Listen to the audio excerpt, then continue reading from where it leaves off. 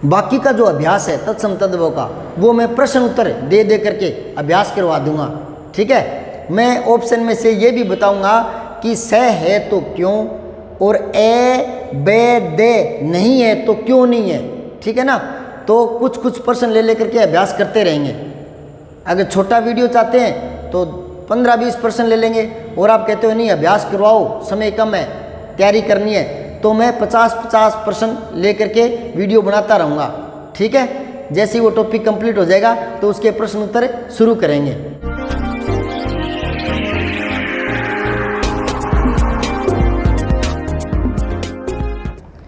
नमस्कार, कल के वीडियो में मैंने शब्दों के प्रकार बताए थे, किस आधार पर कितने प्रकारों से कौन कौन से बांटते हैं। जल्दी से दोहरा देता हूँ। तरह तरह की गाइडों में तरह तरह के नामों से शब्दों का जो विभाजन है तो कई बार भ्रमित करता है कि उत्पत्ति के आधार पर, व्युत्पत्ति के आधार पर, रचना के आधार पर, विकार के आधार पर, तो ये शब्दों के जो विभाजन है वो कंफ्यूज करते हैं। तो इनकी कंफ्यूजिंग मैंने कल मिटा दी थी। जल्दी से बता देता हूँ, आप दिमाग में कहानी सी बनाएं कि हिंदी में जो लाखों शब्द आए हैं वो कैसे आए हैं। तो पहले तो बांट दो उत्पत्ति के आधार पर, यानी ये कहाँ से आए, पैदा कहाँ से हो गए, इतने इतने लाखों शब्द हिंदी में कहाँ से आ गए। तो पहले तो बात है कि संस्कृत से हिंदी निकली है, तो संस्कृत के शब्द हिंदी में पढ़े हैं। एक तो तत्सम जो संस्कृत से है, दूसरा उन्हीं से सुगमता के लिए नए शब्द बन गए, जैसे दुग्ध से दूध, है ना, धरित्री से धरती, इस तरह के, तो वो तद्भव पढ़े हैं हिंदी में। तीसरा जो क्षेत्रीय विशेष से जो शब्द हिंदी में आ गए वो देशज शब्द है, और विदेशी भाषाओं के शब्द तो हिंदी में भरे पड़े हैं। अगर हम सोचें कि विदेशी भाषाओं के सारे शब्द हटा दें तो फिर हिंदी भाषा ही टूट जाएगी, क्योंकि हिंदी ने दूसरी भाषाओं के शब्दों को आत्मसात करके अपना विकास ही किया है। ठीक है ना, तो विदेशी शब्दों का भंडार हिंदी में बहुत है। अब ये विदेशी शब्द है ना वो हिंदी के ही हो गए। कोई कहे ना, मुझे वो 1-2 बार बच्चा पूछता है कि सर रेलगाड़ी को अंग्रेज हिंदी में क्या कहते हैं, तो मैंने कहा रेलगाड़ी को हिंदी में रेलगाड़ी कहते हैं। तो कहता है कि नहीं लोपथगामिनी। तो यूँ करते करते हम कितने शब्दों का बना लेंगे। ठीक है, यूँ तो कहोगे बटन को क्या कहते हैं, तो वस्त्र नियंत्रक गुंडी। यूँ करने से काम थोड़ी चलेगा, है ना। तो जो विदेशी शब्द हिंदी में आ गए ना उनको हिंदी ने आत्मसात कर लिया, अब वो हिंदी के ही हैं। हाँ, उनके खाने बना लो, ये हिंदी का तत्सम, ये हिंदी का तद्भव, ये हिंदी का देशज, ये हिंदी का विदेशी, यूँ खाने बन गए 4। ठीक है ना, तो उत्पत्ति के आधार पर कहाँ से आए, तो संस्कृत वाले पढ़े हैं, उनसे बने वो तद्भव वो पढ़े हैं, विदेशी पढ़े हैं, देशज पढ़े हैं, तो 4 प्रकार से बांट दिया। फिर है व्युत्पत्ति, यानी विशेष प्रकार की उत्पत्ति, यानी बनावट, यानी रचना। तो रचना के आधार पर और व्युत्पत्ति ये एक ही बात है। मैंने यूं ही भाग कर दिया यहाँ, क्योंकि गाइडों में ये 2 नाम अलग अलग दिए हैं, किसी में ये किसी में ये, तो भ्रमित होने की जरूरत नहीं है। यही है रचना के आधार पर, रूढ़, यौगिक और योग रूढ़। ठीक है ना, रूढ़ वो हैं जो मूल शब्द हैं, किसी से बने नहीं है, और यौगिक वो है जो योग से बने, या तो 2 शब्दों से या शब्द से और शब्दांशों से। ठीक है ना, जैसे सफल तो सफलता, ये सफल तो रूढ़ हो गया और सफलता यौगिक हो गया। धर्म धार्मिक तो धार्मिक यौगिक हो गया, धर्म मूल शब्द है। समझ आई बात है। जो मूल शब्द है ना उनको रूढ़ कहते हैं, जो मिलकर बनते हैं, भले ही वो उपसर्ग से मिलकर बने, भले ही प्रत्यय से, भले ही संधि से, भले ही समास से, वो यौगिक में आ जाते हैं। और एक मैंने बताया था संकर शब्द, जो 2 विपरीत भाषाओं से मिलकर बनते हैं। ठीक है ना, एक लिस्ट देख लीजिए।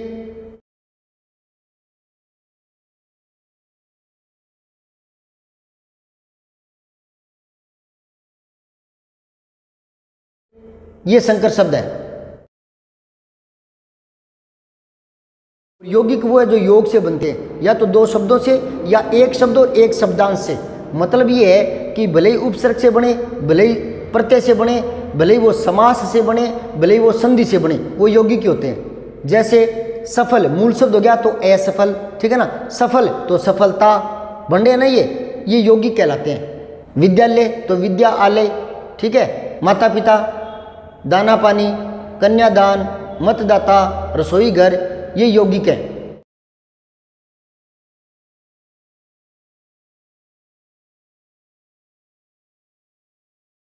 और अर्थ के आधार पर वाचक, लक्षक और व्यंजक, जो शब्द शक्ति जब करवाएंगे तब इनके बारे में बता देंगे, वैसे कल मैंने बता दिया। फिर विकार के आधार पर विकारी और अविकारी। लिंग वचन कारक बदलने से जिनका रूप बदल जाता है वो तो हो गए विकारी, और लिंग वचन कारक का जिन पर फर्क ही नहीं पड़ता वो होते हैं अविकारी। ठीक है ना, जैसे लड़का है तो लड़के, लड़कियाँ, ये शब्द बन रहे हैं ना, तो ये विकारी है।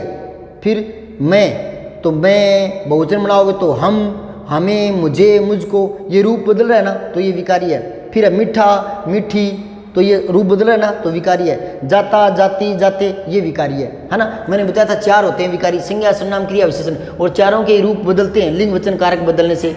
फिर अविकारी 4 होते हैं।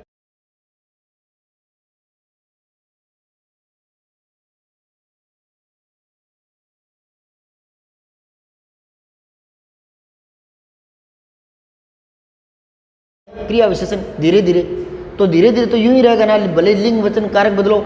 लड़की धीरे धीरे जाती है, लड़का धीरे धीरे जाता है, लड़के धीरे धीरे जाते हैं, तो लिंग, वचन, कारक बदलो भले। तो इन शब्दों में कोई फर्क नहीं पड़ेगा, अविकारी 4 होते हैं। ठीक है, आज मैं करवाने वाला हूं तत्सम और तद्भव। ठीक है, और कल के वीडियो में देशज याद करवाऊंगा, परसों विदेशी। ठीक है, तो पहले आज शुरू करते हैं तत्सम और तद्भव को।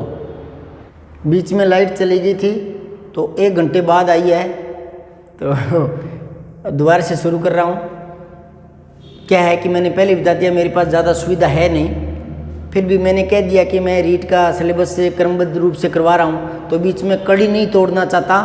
तो हर रोज़ 1-2 दिन छोड़ करके जो वीडियो डालने का क्रम है वो बना रहे, इसलिए जैसे तैसे करके समय निकाल रहा हूँ। चलिए देखिए आगे, तत्सम और तद्भव शब्द है ना, इसका एक लोकल तरीका तो मैंने बताया था कैसे छांटे 4-5 शब्दों में से, कि जो शब्द सुगमता से निकलते हैं मुंह से वही तद्भव होते हैं। जैसे धरित्री की बजाय धरती, दुग्ध की बजाय दूध, घृत की बजाय घी, तो ये क्यों तद्भव ऐसे सुगमता से क्यों निकलते हैं? क्योंकि तत्सम बोलने में क्लिष्ट होते हैं और भाषा सरलता की ओर बहती है, तो जो शब्द क्लिष्टता लिए हुए हैं वो सुगमता से उच्चरित होते हैं, तो वो तद्भव कहलाते हैं। ठीक है ना। फिर भी कुछ एक और निशानी है छोटी छोटी, वो बता देता हूँ। पहली बात है, संधि युक्त शब्द तत्सम शब्द होते हैं, जिन शब्दों में संधि होती है, क्योंकि संधि तत्सम ही होती है। ठीक है ना। तो ये वाले, अगर आपको 4 शब्दों में से छांटना पड़े कि तद्भव कौन सा है, या तत्सम कौन सा है, या तद्भव कौन सा नहीं है, या तत्सम कौन सा नहीं है,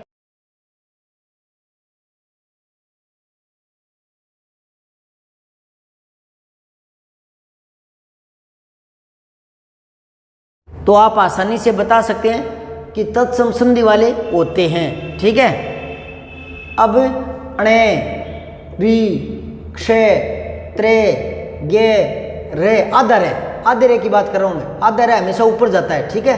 श, श्र, ये अक्षर ध्यान से देख ले।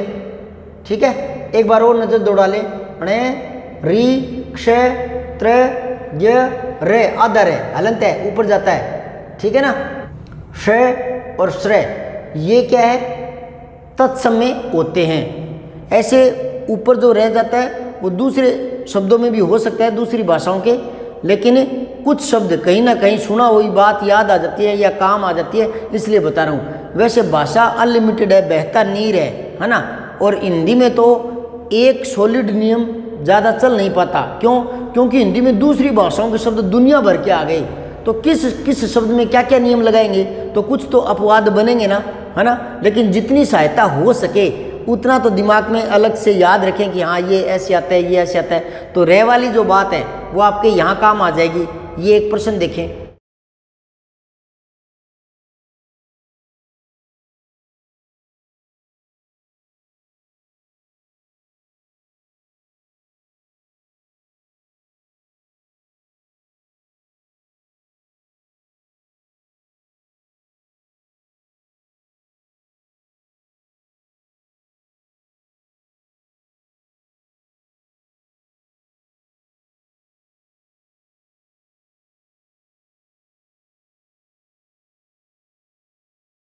तो इस तरह का। ठीक है ना, हर शब्द की बात नहीं कर रहा मैं। ठीक है ना, लेकिन मोटी मोटी कुछ बातें अलग से याद रहे तो वो हेल्प कर जाती है। ठीक है ना, इसलिए लिख रहा हूँ। विसर्ग युक्त शब्द तत्सम में आते हैं। ठीक है, ये भी याद रखें। फिर अनुनासिक, ये चंद्र बिंदु, ये तद्भव में आता है। तो ये 4-5 बातें आप याद रखें तो छांटने में थोड़ी सुविधा हो सकती है। ठीक है, अब आगे देखें।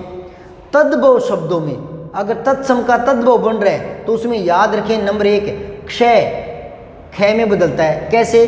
क्षार तो खार, इक्षु तो ईख, क्षेत्र तो खेत, क्षय ख में बदलता है। शिक्षा तो सीख, क्षय ख में बदलता है। ठीक है, यहाँ एक और देख लें, ये जो श है ये इसमें बदलता है, ये देख लो यहाँ। समझ में यही बात है।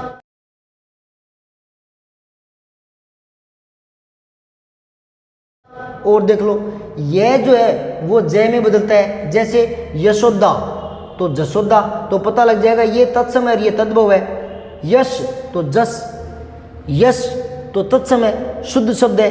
अपने बोलते ना भाई घणो ही काम करियो जस को नहीं मिलियो, है ना। तो जस मतलब यश। ठीक है, जयेष्ठ तो ये पै वाला शायद है ना, षटकोण वाला, ठीक है ना। जयेष्ठ तो जेठ, ये जय में।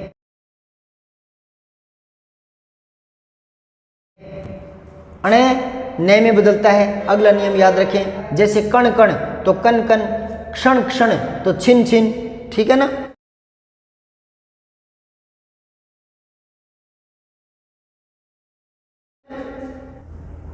श्रेय ये या श्रेय ये से में बदलता है। जैसे पोष तो पूष, शाक तो साग, शय से, ठीक है। यहाँ एक और याद रखें, कै गे में बदलता है। जैसे शाक तो साग, लोक तो लोग, ठीक है। शुष्क तो सूखा, ये शय इस शय में।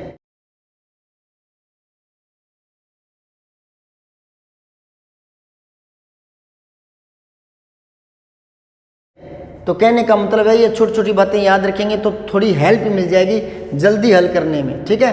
अब मैं आपको तत्सम तद्भव शब्दों की लिस्ट दे रहा हूँ और उनके साथ साथ मैं बोलता जाऊँगा, ठीक है ना। तो आप उसको रिवाइज कर करके जब भी टाइम मिले सुनते रहना, तो आपके वो कंठस्थ हो जाएंगे। हमने कभी अलग से बैठ करके जन गण मन अधिनायक जय है नहीं याद किया ना, तो भी याद है ना।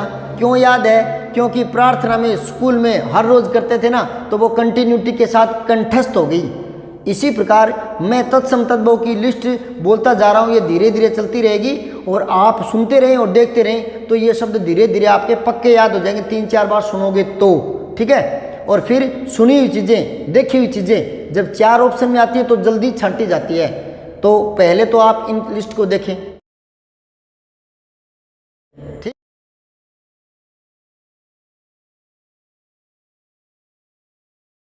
सब्सक्राइब करके बेल आइकन जरूर दबाएं।